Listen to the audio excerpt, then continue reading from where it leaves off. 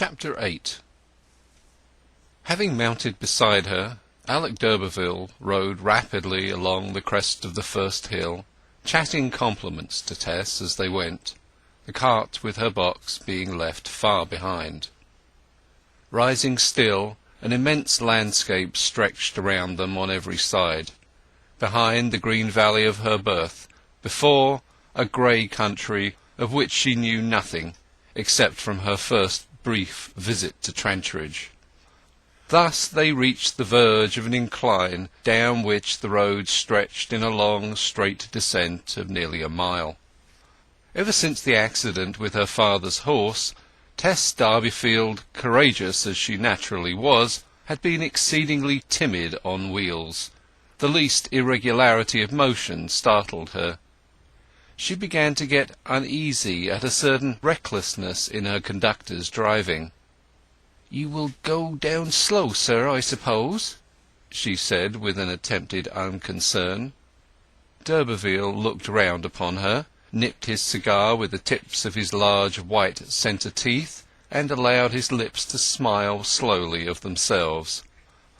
"Why, Tess," he answered, after another whiff or two, "it isn't a brave bouncing girl like you who asks that.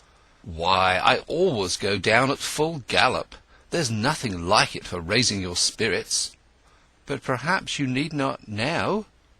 "Ah," he said, shaking his head, "there are two to be reckoned with. It's not me alone. Tib has to be considered, and she has a very queer temper." "Who?" "Why, this mare. I fancy she looked round at me in a very grim way just then. Didn't you notice it?" "Don't try to frighten me, sir," said Tess stiffly. "Well, I don't. If any living man can manage this horse, I can. I won't say any living man can do it, but if such has the power, I am he." "Why do you have such a horse?" "Ah, well may you ask it. It was my fate, I suppose. Tib has killed one chap, and just after I bought her she nearly killed me. And then, take my word for it, I nearly killed her. But she's touchy still, very touchy, and one's life is hardly safe behind her sometimes." They were just beginning to descend, and it was evident that the horse, whether of her own will or of his, the latter being the more likely, knew so well the reckless performance expected of her that she hardly required a hint from behind. Down, down they sped, the wheels humming like a top, the dog-cart rocking right and left, its axis acquiring a slightly oblique set in relation to the line of progress, the figure of the horse rising and falling in undulations before them. Sometimes a wheel was off the ground, it seemed, for many yards.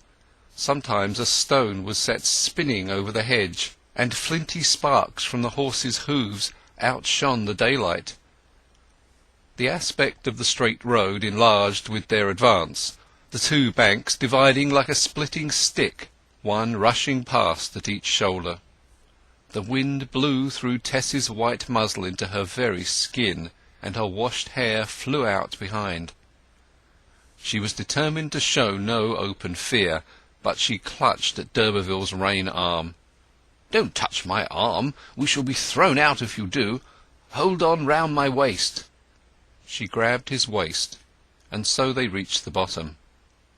"Safe, thank God, in spite of your fooling," said she, her face on fire. "Tess, fie, that's temper," said d'Urberville. "'Tis truth." "Well, you need not let go your hold of me so thanklessly the moment you feel yourself out of danger." She had not considered what she had been doing, whether he were man or woman, stick or stone, in her involuntary hold on him. Recovering her reserve, she sat without replying, and thus they reached the summit of another declivity. "Now then, again," said d'Urberville. "No, no," said Tess. "Show more sense, do, please." "But when people find themselves on one of these highest points of the county, they must get down again," he retorted. He loosed rein, and away they went a second time.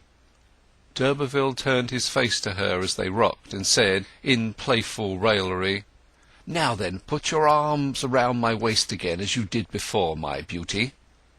"Never," said Tess independently, holding on as well as she could without touching him. "Let me put one little kiss on those Holmbury lips, Tess, or even on that warmed cheek, and I'll stop. On my honour I will." Tess, surprised beyond measure, slid further back still on her seat, at which he urged the horse anew, and rocked her the more. "Will nothing else do?" she cried at length in desperation, her large eyes staring at him like those of a wild animal. This dressing her up so prettily by her mother had apparently been to lamentable purpose. "Nothing, dear Tess," he replied. "Oh, I don't know very well. I don't mind," she panted miserably. He drew rein, and as they slowed he was on the point of imprinting the desired salute, when, as if hardly aware of her own modesty, she dodged aside. His arms being occupied with the reins, there was left him no power to prevent her manoeuvre.